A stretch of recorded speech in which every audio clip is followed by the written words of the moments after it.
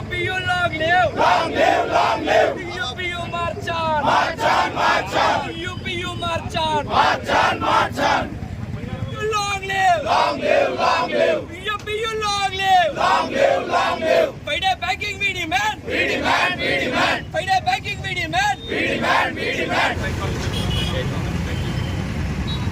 నియోజకవర్గాల్లో ఉన్న అన్ని దేశవ్యాప్తంగా రోడ్డు ఆగమని అవునవును.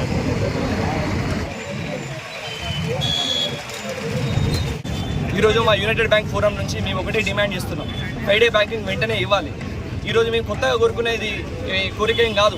వీళ్ళ కేంద్ర ప్రభుత్వం ఆల్రెడీ వేజ్ డివిజన్లో ఆల్రెడీ ఫార్మల్గా సైన్ చేసిందే, కానీ ఇంప్లిమెంటేషన్లో మాత్రం డిలే జరుగుతుంది.